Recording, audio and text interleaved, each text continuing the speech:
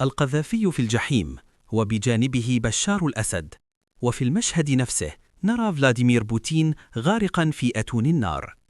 وفي زمان مكاني آخر تقف وجها لوجه مع بنيامين نتنياهو في يوم 7 من أكتوبر، ثم ترى السقوط المدوي لمنطقة اليورو، وهنا باراك أوباما صاعدا على أكتاف الأقليات، وهناك الهند تقدم كخصم الصين القادم، الدولة التي قد تكتب نهاية التنين الصيني.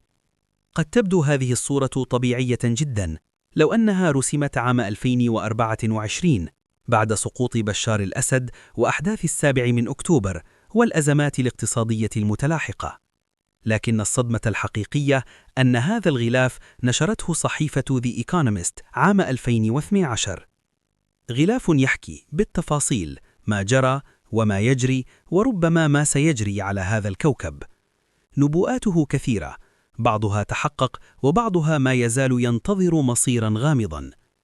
الولايات المتحدة تمثال الحرية غارق في الرمال، الديمقراطية الغربية على حافة الانهيار، والمناخ يبدو وكأنه جهاز تحركه أياد خفية. غلاف The Economist الشهير لم يكتفي بتوقع الأحداث، بل رسمها وكأنه يعرف بالضبط ما الذي يحدث للعالم. لكن قبل أن نكمل، لا تنسوا الاشتراك في القناة وتفعيل زر الجرس. سقوط الحضارات. يعد غلاف The Economist لعام 2012 واحدا من أكثر الأغلفة إثارة للجدل في تاريخ المجلة، لما يحمله من دلالات سياسية واقتصادية واجتماعية عميقة.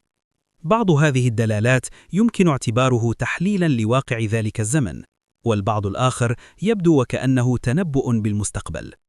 الغلاف يصور العالم وكأنه دخل مرحلة الجحيم حرفياً، إما أن شياطين تتحكم بالبشر أو أن القادة أنفسهم يحملون داخلهم شياطين السلطة، أو ربما هي مجرد استعارة لأزمات اقتصادية وسياسية وبيئية تهدد الاستقرار العالمي.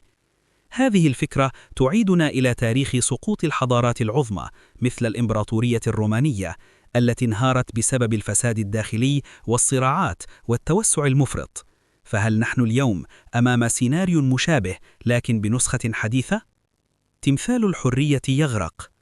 في الغلاف يظهر تمثال الحرية، رمز الولايات المتحدة والديمقراطية الغربية، غارقا في الرمال المتحركة، وهو رمز يمكن تفسيره على أنه تآكل الحريات داخل أمريكا أو تراجع النموذج الديمقراطي نفسه.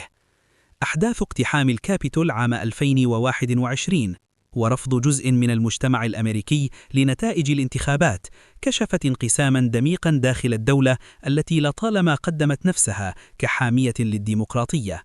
فهل يشير الغلاف إلى بداية أفول القوة الأمريكية عالميا؟ بركان بومبي، نسخة العصر الحديث. البركان الثائر في الغلاف يعيد إلى الأذهان كارثة مدينة بومبي الرومانية، لكن هذه المرة البركان يقع في قلب العالم الغربي. هل هو تحذير من كارثة اقتصادية أم حرب عالمية أم انهيار سياسي وبيئي شامل؟ الجسور والطرقات المدمرة في الخلفية تعكس تدهور البنية التحتية والإهمال والركود الذي بات واضحا في كثير من الدول الغربية بعد سنوات من الأزمات المتلاحقة. الجشع الأمريكي وسقوط اليورو. برميل النفط في الغلاف بجانب رموز الجشع يشير إلى الاعتماد العالمي المفرط على الطاقة وإلى الحروب التي خوضت باسم المصالح الاقتصادية. وفي المقابل نرى اليورو يغرق في النار، إلى إشارة إلى أزمة الديون الأوروبية التي كانت تتفجر آنذاك. وبعد سنوات خرجت بريطانيا من الاتحاد الأوروبي، وتتصاعد اليوم أصوات الانفصال في دول أخرى. فهل كان الغلاف يلمح إلى بداية تفكك المشروع الأوروبي؟ الهند والصين. في عام 2012 كانت الصين في أوج صعودها، لكن الغلاف لم يغفل الهند، دولة ضخمة بطيئة الحركة، لكنها حين تتحرك تغير موازين القوى. اليوم مع تباطؤ الاقتصاد الصيني وصعود الهند ديموغرافيا وتكنولوجيا، تعود هذه الصورة إلى الواجهة. هل تكون الهند فعلا خليفة الصين في قيادة النمو العالمي؟ ملوك الجحيم. بشار الأسد، بوتين، كيم جونغ أونغ، وجوه موضوعة في الجحيم. في 2012 لم يكن أحد متأكدا من مصير بشار الأسد، لكن المجلة وضعته هناك مسبقا. اليوم بعد سقوطه يطرح السؤال: هل كان الغلاف قراءة سياسية عميقة أم مجرد صدفة تاريخية مذهلة؟ غلاف واحد وصورة واحدة، لكنها تختصر عقدا كاملا من الفوضى العالمية.